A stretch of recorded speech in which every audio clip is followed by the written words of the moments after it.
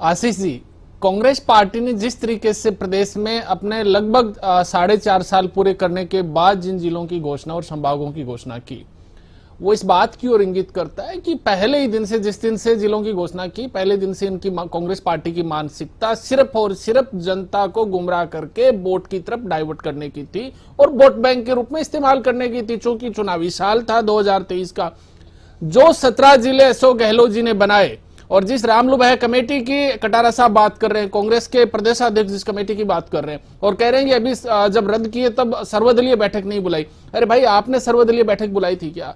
उस समय भारतीय जनता पार्टी विपक्ष में थी, विपक्ष की क्या सर्वदलीय बैठक आपने बुलाई थी क्या? जो जो जिले जरूरी थे वो जिले माननीय भजनलाल जी की और भारतीय जनता पार्टी की सरकार ने रखे हैं। जिन जिलों की जरूरत नहीं थी उनको रद्द करने का काम किया।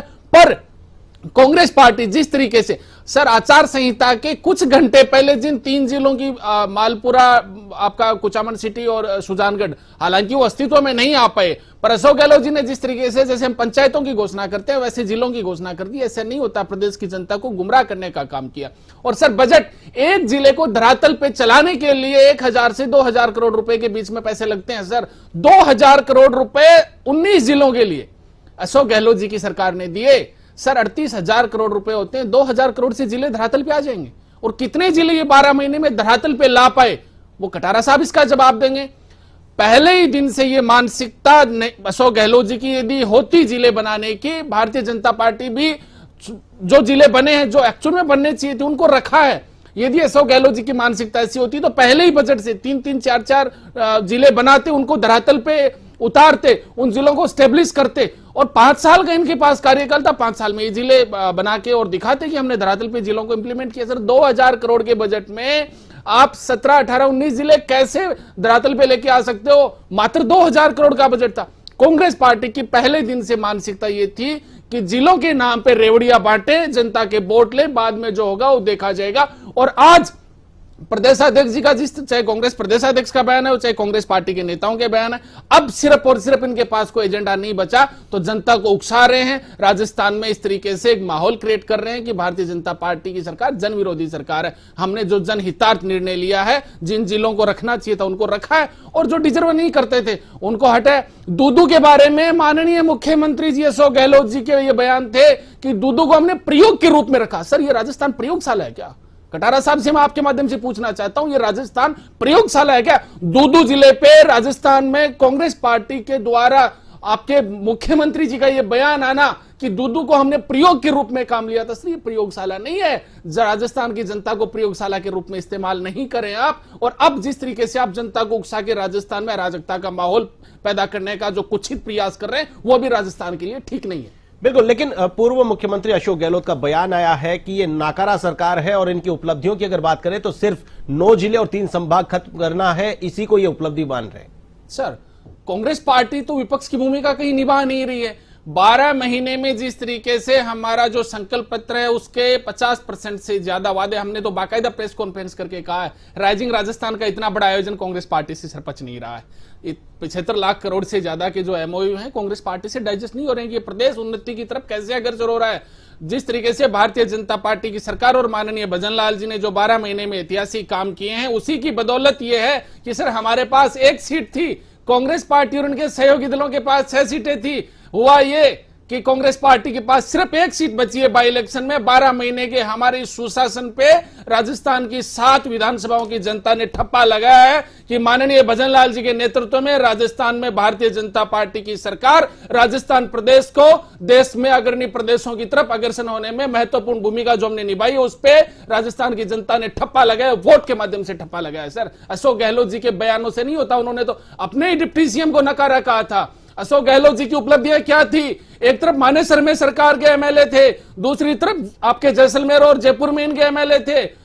2 महीने तक राजस्थान की सरकार होटलों में बंद थी। ये उपलब्धि अशोक गहलोत जी की थी। सर करिए ना, नए काम के लिए हमने कभी नहीं कहा। राइजिंग राजस्थान इन्होंने किया, हमने कभी कोई विरोध नहीं किया इनका। मैं आशीष जी कटारा साहब को सिर्फ इतना सा निवेदन करना चाहता हूं कि 2000 करोड़ का बजट जो है वो आपने रखा इन जिलों को धरातल पे उतारने के लिए।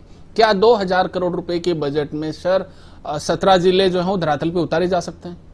सर आपकी मानसिकता यदि ठीक होती तो उसी के अनुपातिक आप राजस्थान में जब 2023 का कांग्रेस पार्टी ने बजट रखा तो आप रखते सर 35,000 40,000 करोड़ रुपए बजट, और 12 महीने का, लगभग 12 महीने का आपके पास समय था, आप धरातल पे उन जिलों को उतार देते।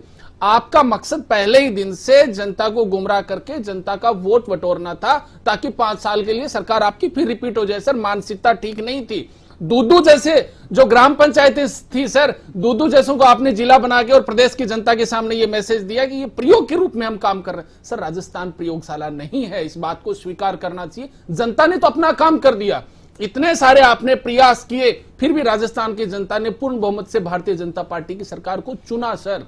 और रही बात आप जिन पलटू राम की या जिन वादों पे पलटने की सर बात कर रहे हैं, सर भारतीय जनता पार्टी की मानसिकता यदि जनता के खिलाफ होती और कांग्रेस पार्टी के खिलाफ होती तो सर हम सरकार बनते ही दूसरे दिन इन जिलों को रद्द कर देते। 12 महीने तक राजस्थान की सरकार ने इंतजार क्यों किया? इंतजार नहीं था सर, वो हमारे एक्सपर्ट की राय थी। LK पवार साहब की कमेटी अध्यक्षता में जो कमेटी बनी, उस कमेटी ने एक रिपोर्ट दी, उस रिपोर्ट के बिहाफ पे ही राजस्थान की सरकार ने यह फैसला लिया। सर ये रातों रात लिया गया फैसला नहीं है कटारा साहब जी। चलिए, राइजिंग राजस्थान में पैसे उड़ा रहे हो और जिलों को बनाने में, अस्तित्व में लाने के लिए आपके पास पैसे नहीं है। सर कटारा साहब कह रहे हैं कि राइजिंग राजस्थान में राजस्थान की सरकार ने पैसे उड़ाए हैं। सर राजस्थान में बाहर देश और दुनिया के इन्वेस्टर्स को राजस्थान की तरफ आकर्षित करने के लिए इतना बड़ा इवेंट कार्यक्रम था, वो भी कांग्रेस पार्टी पचा नहीं पाई। ERCP को लेके जो राजस्थान में बहुत लंबे समय से कांग्रेस पार्टी राजनीति करती आ रही थी, देश के प्रधान हमारे माननीय मोदी जी के सामने मध्य प्रदेश और राजस्थान के हमारे दोनों मुख्यमंत्रियों ने और लाखों लोगों की उपस्थिति में जिस तरीके की जो सौगात थी, कांग्रेस पार्टी पचा नहीं पा रही है। इतने ऐतिहासिक फैसले 12 महीने में राजस्थान की सरकार ने किए, उसको कांग्रेस पार्टी डाइजेस्ट नहीं कर पा रही है। आज जिस मुद्दे पे जो बहस हो रही है, मैं कटारा साहब से इतना निवेदन करना चाहता हूं कि आपने मार्च 2023 में जिलों की घोषणा की, अक्टूबर तक आपके पास समय था। कितने ऐसे जिले हैं जहां इंफ्रास्ट्रक्चर को मजबूत करने के, मैं ये नहीं कहता हूं कि एक दिन में बिल्डिंग खड़ी हो जाएगी, पर कितने ऐसे जिले हैं जहां कांग्रेस पार्टी ने भवनों की नींव रखी है? शिलान्यास तो आप कर सकते थे सर।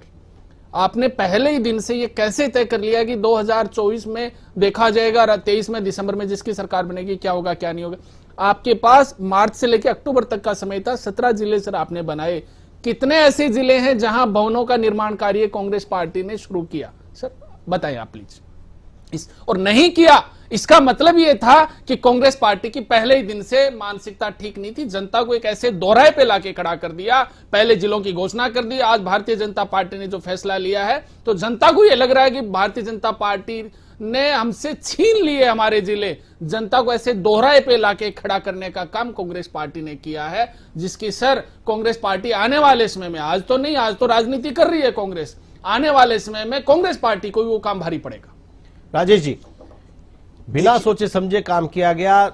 कौन से जिले, जो महिपाल जी ने सवाल खड़ा किया है कि कौन से जिले ऐसे हैं जहां पर पूरी व्यवस्थाएं प्रॉपर तरीके से करके उस जिले को सुचारू रूप से उसका ये नहीं करे शिलान्यास किया, आप तो ये बताए ना भवन निर्माण की ईंट कहां रखी है आपने? देखिए कहां आपने किस तरीके से जो है वो इंप्लीमेंट किया है वित्तीय व्यवस्थाओं को? एक जिले का नाम आप मुझे बता दें। देखिए जी, जिन एक अकेले डीग की बात नहीं है, पता नहीं कटारा साहब डीग की जनता से ऐसी क्या खुनस निकालने का काम कांग्रेस के पास मुद्दा है, मुख्यमंत्री के इलाके का 8 जिले सर, 8 जिले यथावत रखे गए, अकेला डीग नहीं, 8 जिले जो डिजर्व करते थे, 8 जिलों को यथावत रखने का काम राजस्थान की सरकार ने किया है, हमारे प्रदेश के मुखिया ने किया है। रही बात जिन जिलों को लेकर कांग्रेस ओछी राजनीति कर रही है, कांग्रेस के बड़े बड़े नेता सर, मैं आपको नाम गिनाऊं तो कि भारतीय जनता पार्टी में हिम्मत नहीं है, औकात नहीं है, इनके बाप में भी जिले निरस्त करने की हिम्मत नहीं। सर ऐसे बचकाने बयानों से आप जनता को उकसा के और राजस्थान में एक अराजकता का माहौल खड़ा करने का जो कुछित प्रयास कर रहे हैं, मुझे ये लगता है कि भारतीय जनता पार्टी के खिलाफ षड्यंत्रपूर्ण जिस तरीके से कांग्रेस पार्टी एक आवरणीय माहौल सेट करने का काम कर रही है, उस अपने इन कुछित इरादों में कांग्रेस पार्टी सफल नहीं होगी। हमारा उद्देश्य राजस्थान को देश के नक्शे कदम पर अग्रणी राज्यों में शामिल करवाना है और भारतीय जनता पार्टी की सरकार इसके लिए कटिबद्ध है। बिल्कुल। चलिए, आज की चर्चा में शामिल होने के लिए आप दोनों मेहमानों का बहुत बहुत